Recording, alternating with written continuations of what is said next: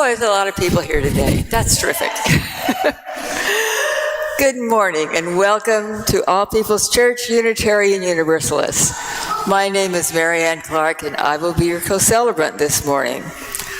Our Sunday service is a shared time of worship for all presents as we gather for music, for spoken words, a time of reflection and inspiration as a religious community. Let us come together in a spirit of compassion and respect for ourselves and others attending this service. We especially welcome those who are visiting today. If you haven't yet done so, please sign at the visitors table by the front door, where you can be placed on our mailing list to receive weekly emails and a monthly newsletter and a name tag if you want one. Before we continue on to worship, we have a couple of announcements. First, I want to call your attention to our musician this morning, who is Josh Bradford. So we're very happy to have Josh. And some of Josh's CDs are on the table in the hall. And if you like, you can take one with you. And if you like, you can leave a donation. And Dan Sexton also has an announcement.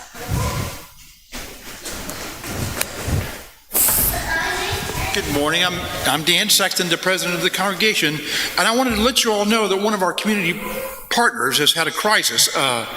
Eastside Community Assistance used to be, I don't know, Eastside Ministries maybe, but that was the old name. And they're the local pantry for this area that we and other churches support. They had a fire at their pantry last Tuesday, and that's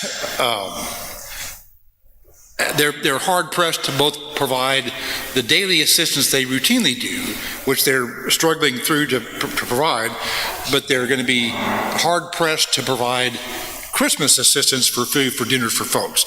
So I think they're trying to work some things out, and some of our church members are involved.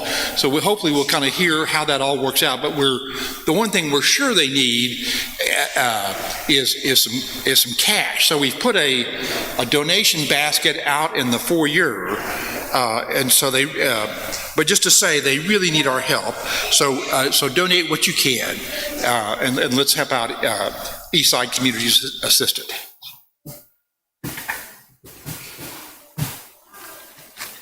Thank you, Dan. And now I would like to introduce our worship leader for this morning, Matthew Hall.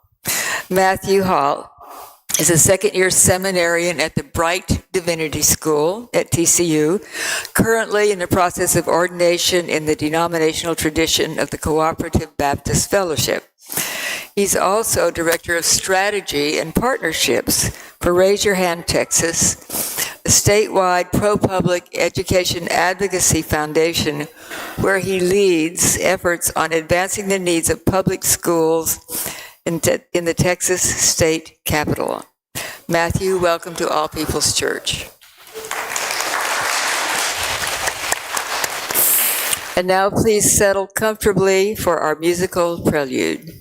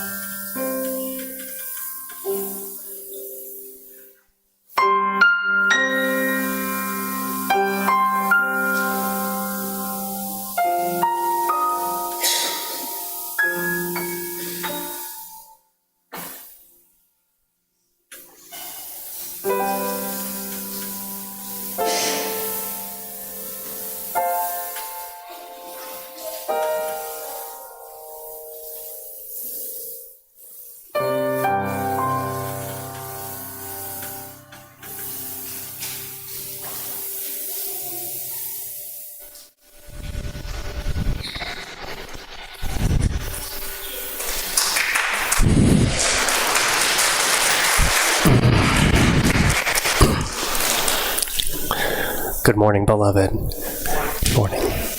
Please join me as we come together to worship. Spirit of life, mysterious power in all creation, we gather before you now as countless others have stood, asking that you make yourself known to us. Let us find you in the glories and wonders of the world and in moments of great joy.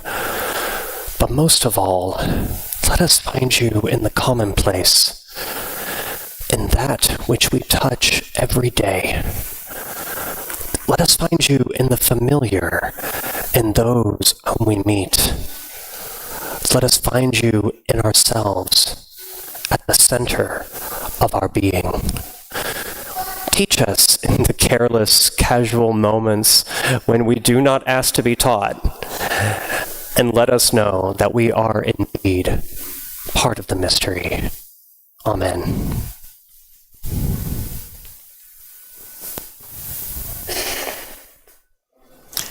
We invite you to rise in body or spirit for the chalice lighting, our opening hymn, and the spoken affirmation.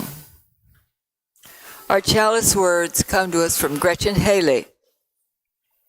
Here we refuse to be seduced by certainty. Here we praise the mystery.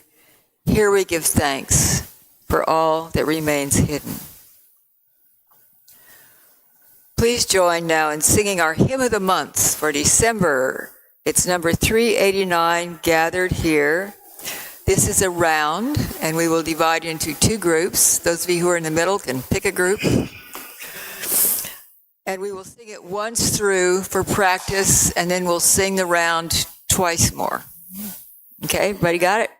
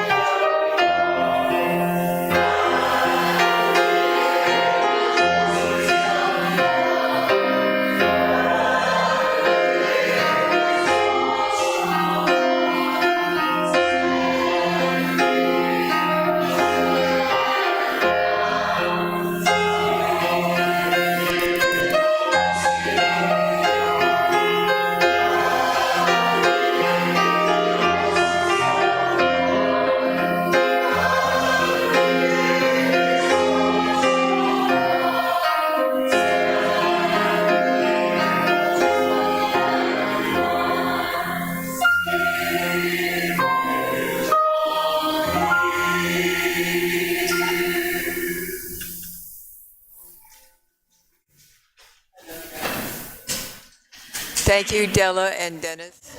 And please join me now in our affirmation. Love is the doctrine of this church. The quest for truth is our sacrament, and service is our prayer. To dwell together in peace, to seek knowledge in freedom, to serve others in community, to the end that all souls shall grow into harmony with creation. Thus do we covenant with one another. Please be seated.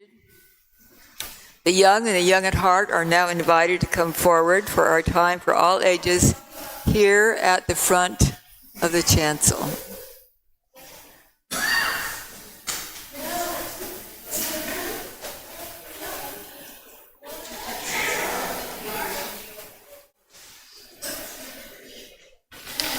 All right, so the young are working on coming up here. Come on up, we're going to have a little story. Okay. Are you coming, Lena? It's optional. All right. Thank you. Okay, so you're going to want to gather up your stuff because we're going to leave after this. All right. Okay. So we're going to have a story today called Hide and Seek with God. Now, for some people, God is an important part of their spirituality, and God is very real and present for them. And for some people, that is not the case. So we're going to use the word God, but think of it as mystery or meaning, if that word is not meaningful for you. So, once upon a time, God was bored and said, I'm so bored, I don't have anything to do, I want to play with my friends. And because God is God, as soon as God said that, God's friends were there. And God saw them all together and said, I've been bored, I haven't had anything to do, let's play a game. And God's friend said, sure, what do you want to play? And God thought, what kind of games do you think you would like to play? Y'all like to play games? What kind of games do you like to play? Tic-tac-toe? But you got a lot of people playing together.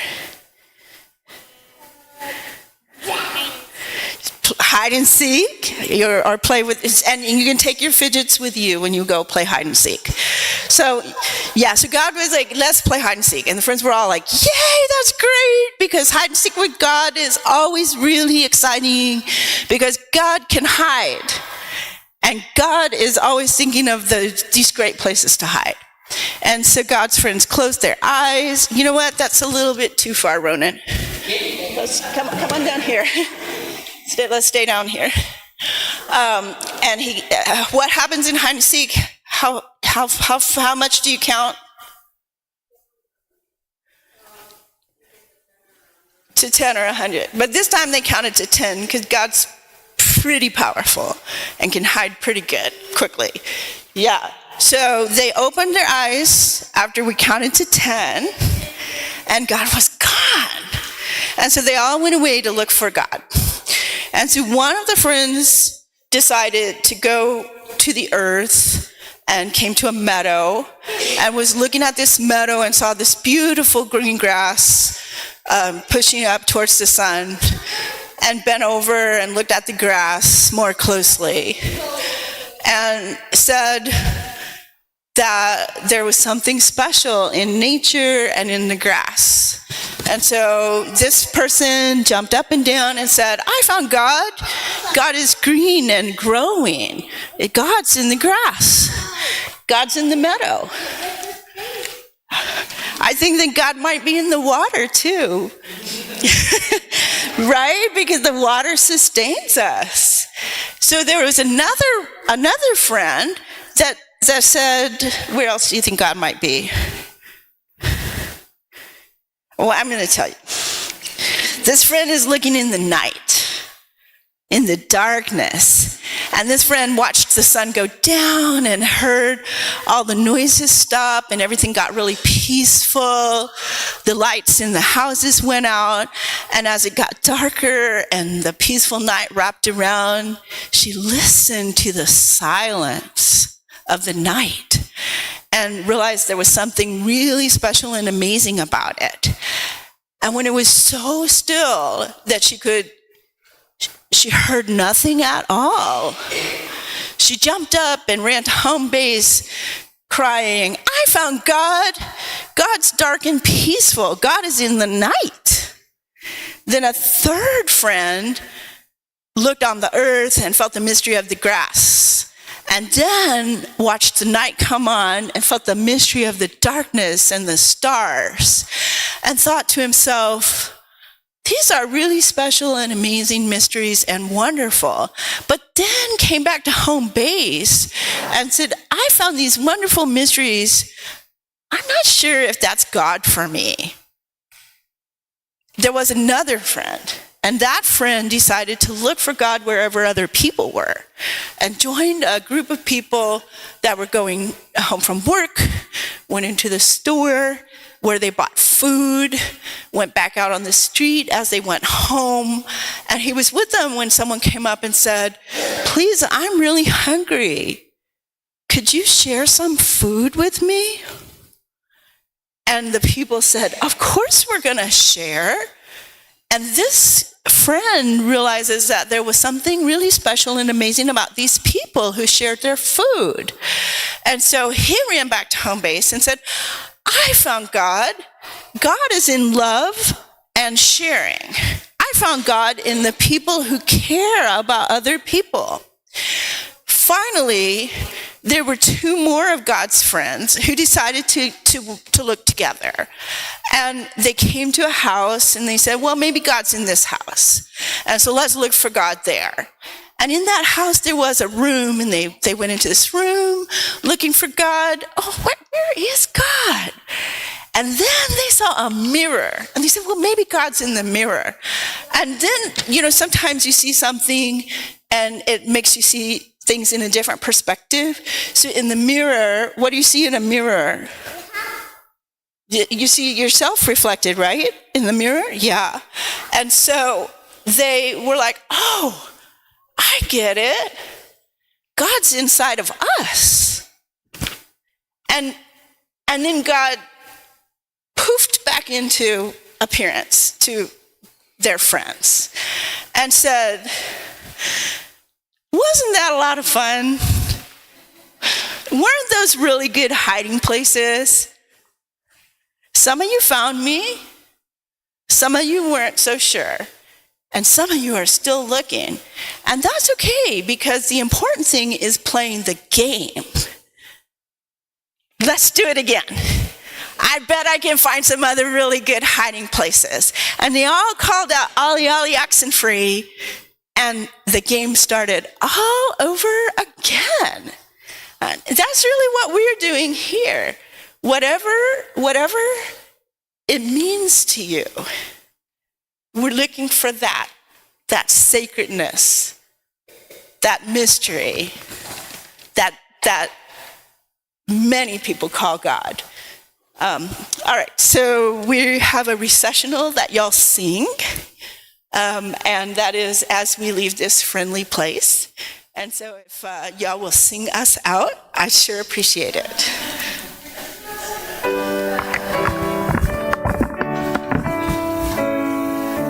It's number 414.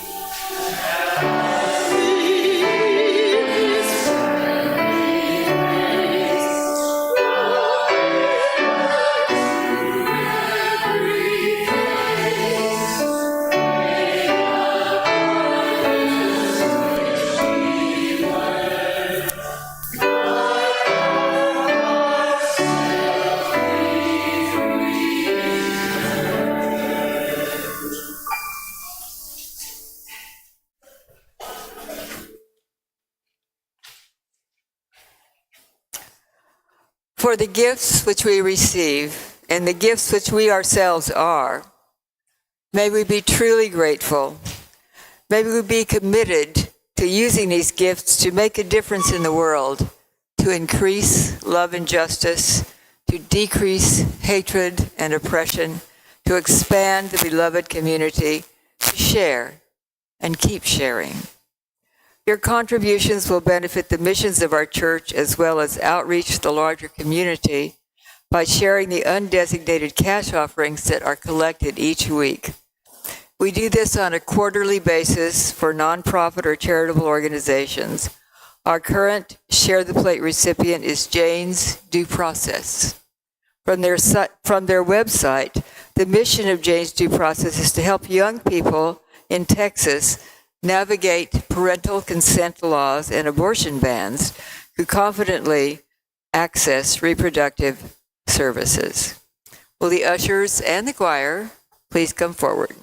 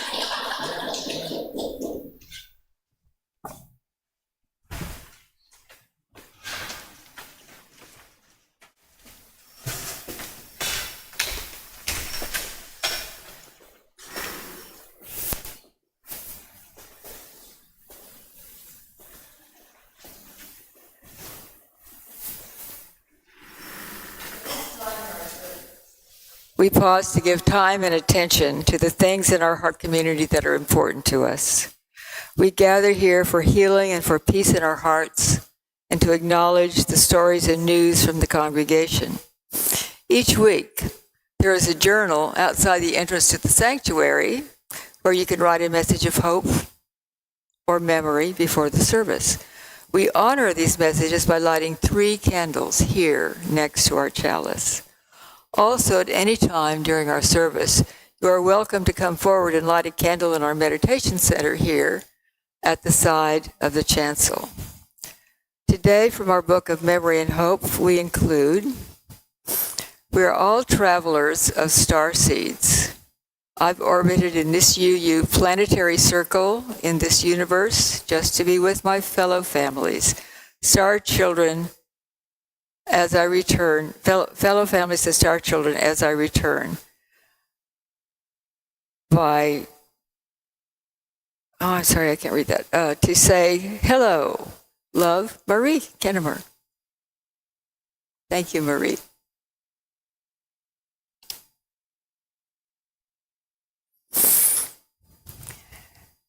And now please settle comfortably and pause for a few moments of quiet meditation to uphold and uplift the sorrows and celebrations, both spoken and unspoken, among us.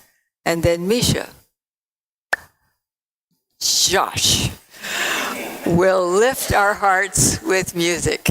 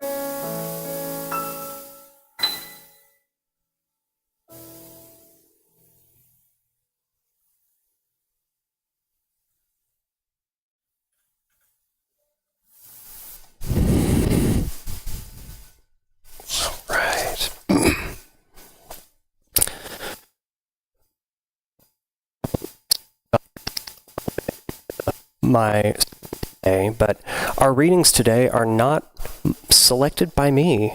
For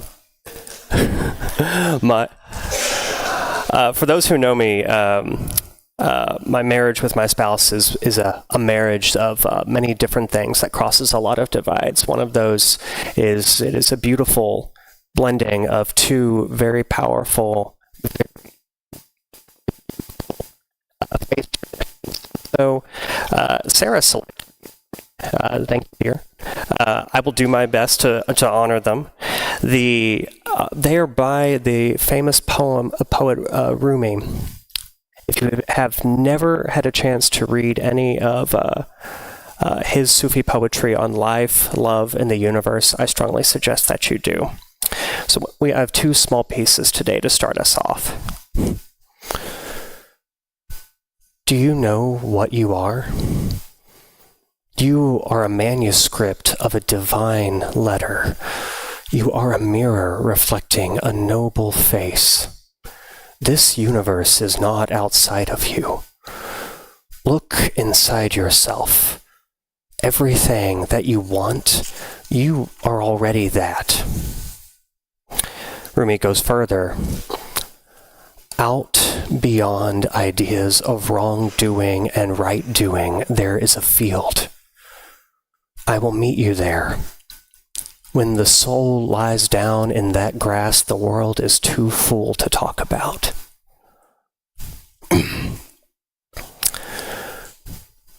Friends, one of my earliest memories as a child is around the age of 4, about to turn 5 in the summer of 1991. My family had taken a summer trip to Galveston, and we were at the beach. You have to imagine, for a young boy from Everman going to Galveston around that age, it was like visiting, you may as well have been visiting a different space in a place. Originally from there? Oh, wow. Well, it had a formative moment in my early childhood. You're about to find out. We would go back once in a while until my mother went back, start taking summer class for college. But I remember my feelings from that first summer most vividly. The salt smell in the air that felt different than what I was used to at home. The palm tree leaf that I fell in love with and convinced my parents to take back to Everman with us. But one of the most impactful memories, it's one that's become fuzzy with time, kind of like a worn VHS tape. I don't remember the exact scene, but pieces of it and how I felt. The waves just touching my small feet. Out in the distance, seeing fishing boats and a docked cruise ship. I imagined my toes underwater having eyes, being able to see, connected to this outstretched ocean, yawningly deep beyond what I could understand. Small as I was, I felt even smaller. But it wasn't a scary feeling, it was exciting. It's kind of surprising now as an adult, but my feeling was this ache to go out and just be part of it all. And if that kind of makes sense, to be on those boats, to see what was under the water. 32 years later, I wonder if that feeling has ever really left, or if it just has kind of embedded in me as a core memory, kind of like that Pixar movie, Inside Out. But I think, just like many people, that pull of the unknown, it's had its own imprint on my own life, kind of like a gravity well drawing a comet out of orbit. That desire to wade into something bigger than me, to sit on the edge of some gap of understanding. As a younger man, that meant going abroad and living on a very direct boundary, like my first year as a public school teacher at a middle school along the Korean demilitarized zone. As a man now reaching middle age, I guess it's being halfway through seminary. The inflection points that arise in my own life seem to always come at a fork in the road, and invariably when mystery and certainty compete, mystery nearly always wins out. Seeing a few folks' response right now, I can see that may be a shared experience from some folks. We just can't help ourselves. Why are we drawn to mystery, friends? Well, if we wanted to be direct about it, we could just chalk it up to instinctive curiosity, if we really wanted to be simplistic. Babies and toddlers are curious. They're curious about the new things around them and curious to know more. It's a time-tested instinct born from the earliest formative periods of our species. Cradled together, we didn't know much about the world beyond our immediate surroundings in our early prehistory. Our relationship with the unknown then was one that could be seen as maybe adversarial. Information gathering was a matter of survival. The less mystery, the safer we might be. The more that is known, the better our species' chances at avoiding extinction in the great game of nature. Let's fight to contain the unknown to the margins of our lives. Make it smaller and us bigger. Psychologists can tell you that this type of relationship with the unknown continues to play out today as a matter of behavioral science. As people in the internet age seek information that provides some sense of certainty and control in the face of chaos. While we seek out mystery, it's often because we're uncomfortable with ambiguity. In clinical terms, this is called ambiguity intolerance, and a lot of us exhibit it to a certain degree because it relates back to those instincts of survival. It was necessary in our species' early history to be able to quickly identify and categorize the known and the unknown and recognize potential dangers. What's the danger of going out to hunt a mastodon by myself versus with a group of friends? Snap decisions maybe had to be made. When we are torn between alternatives and remain confused, it can be detrimental to our existence. At least we perceive it to be that way. We have this strange physiological as well as psychological response in these moments. Our adrenal glands and other systems respond to this stimulus, and we may overreact or cascade into anxiety. Something that I find very interesting is that research has shown that the type of ambiguity we encounter is not actually a factor. We're hardwired to respond in a similar way, whether the source of our stress is one of the little ambiguities of daily living or the big cosmic questions about the meaning of life. So then, friends, one could be forgiven for thinking this is our only relationship we can have with mystery. Our recent increased scientific knowledge could certainly be argued as a stress response to the unknown. We've explored and mapped most of our planet, and through science we have probed the wonders of the universe from the subatomic world to the distant stars, realms that can only be seen, at least for the moment, with the mind's eye.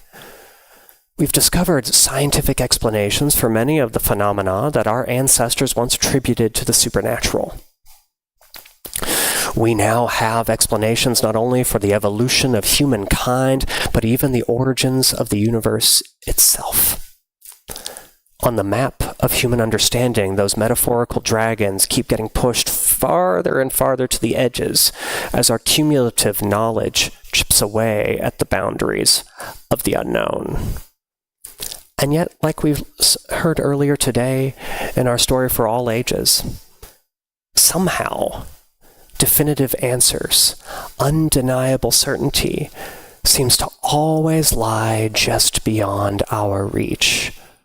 And just when we think we have it all figured out, along comes something like quantum mechanics, or the theory of general relativity, or dark matter and energy, and we have to reevaluate almost everything we thought we knew. The fundamental reality of space and time and everything else seems to always be in this case of unraveling in beautiful and mysterious ways. And the more we learn, the weirder it gets. By seeking to try and answer questions, we ourselves end up with more. It seems like every article I read about the latest discovery about our universe is more bizarre than the last. In attacking the unknown responds back in kind. It's no wonder that when I tell people that my background as a middle school science teacher played a big role in the spiritual journey that landed me into this pulpit. Like the ghostly particles at the heart of physical reality, those mysterious dragons on the map just keep popping up and we're forced to admit the limits of what is known and perhaps of what is knowable. And that's why our relationship with mystery isn't and can't be limited to some adversarial war of attrition. Going back to that beach decades ago, or back to the most armed border on the planet 13 years ago, it wasn't a desire for safety that drove me. How many times in our history have we beckoned the mysteries of creation in ways that defied security? Building the first submarines to landing on the moon, there is something more there. An at times unconscious, joyful reaching out for something. It's here, I think, where we find the beginning of something closer to our ultimate relationship with the unknown. That fearful response to mystery is inevitably connected to our own mortality. The desire to preserve this life and identity as we understand it, if that was what we all that we were, it would make sense that ours is a relationship of separateness from things beyond our horizon.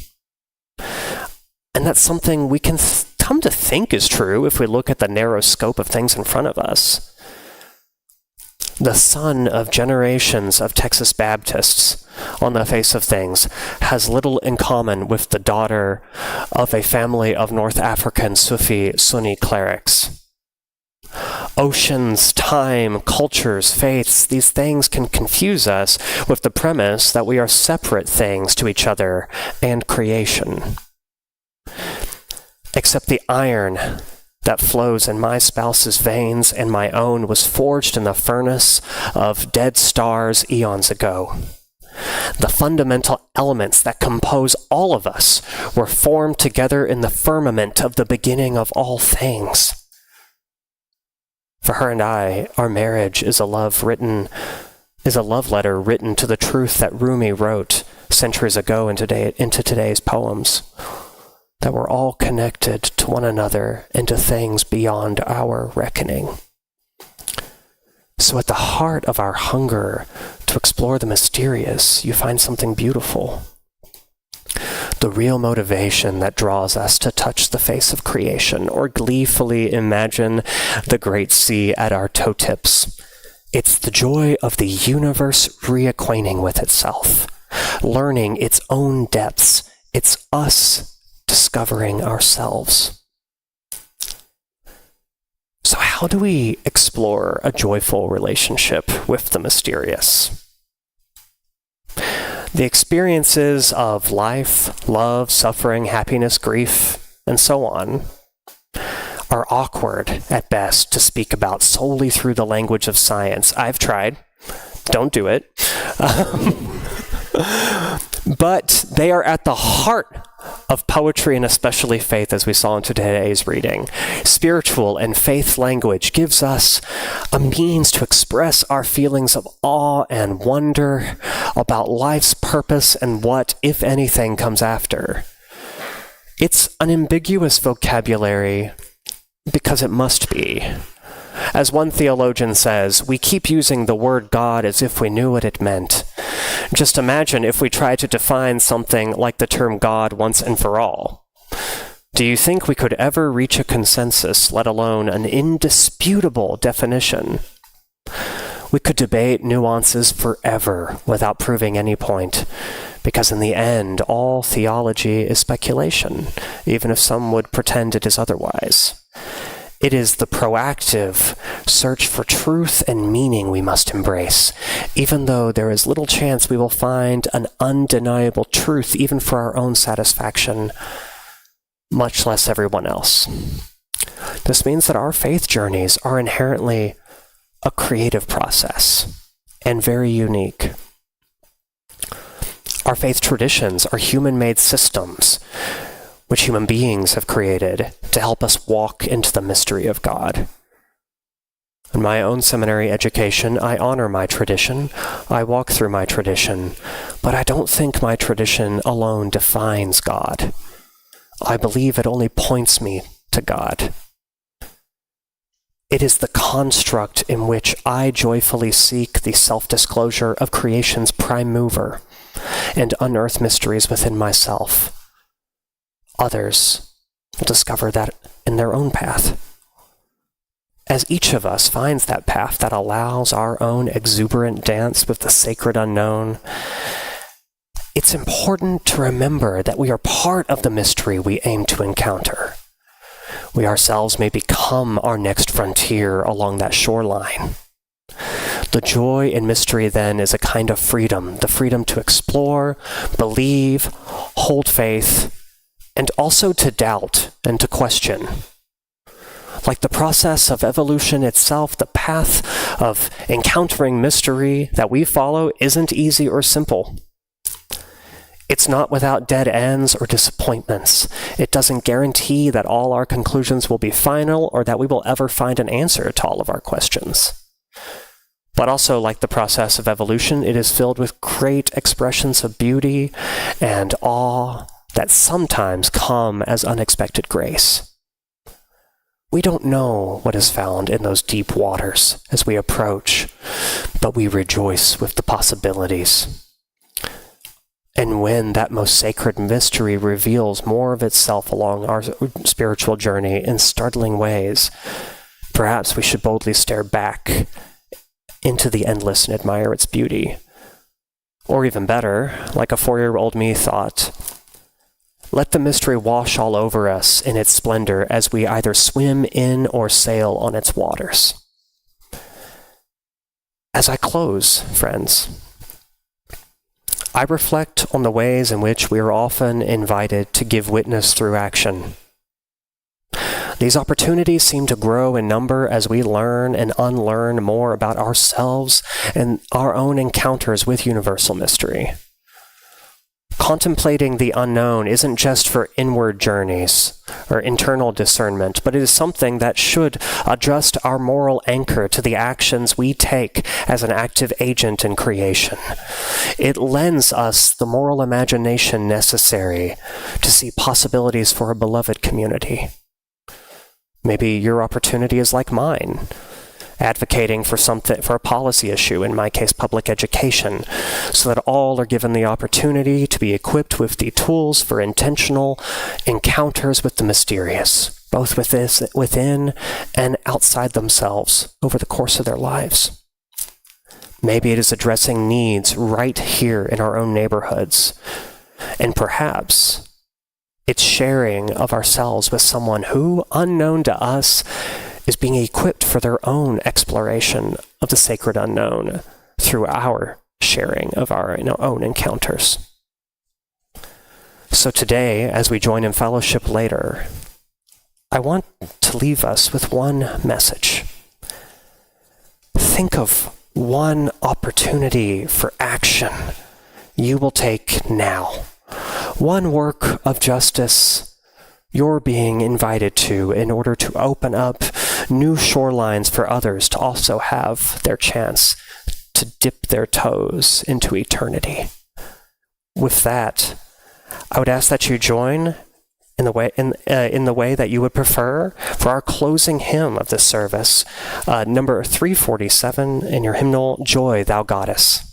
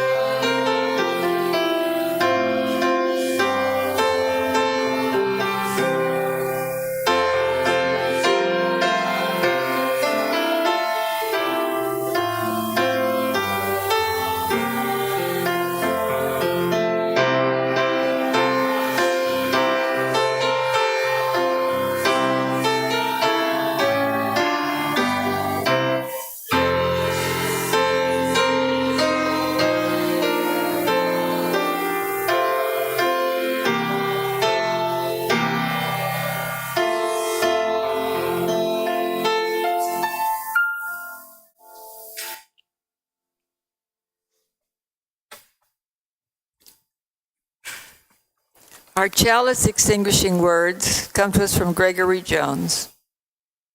May we be awed by the great miracles of light and life, and faithfully nurture the mystery and magic of wonder. Yeah.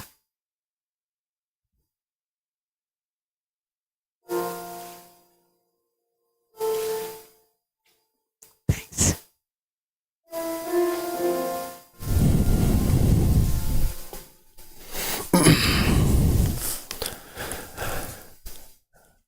Friends, for today's benediction, I think it is the community organizer in me that cannot help but always end a sermon on some form of action. And I want to just center on the phrase we so often say, go in peace. When I say go in peace, I don't mean go without asking questions. When I say go in peace, I don't mean go without challenging yourself or others. When I say go in peace, I don't mean go in utter ease and comfort. No. When I say go in peace, I mean go in peace, committed to equal rights and opportunities for all. When I say go in peace, I mean go in the peace that is created when together we build communities of deep compassion and fierce, unrelenting love so that all may have the opportunity to take their joyful path in sacred mysteriousness. Friends, go in peace. Please join.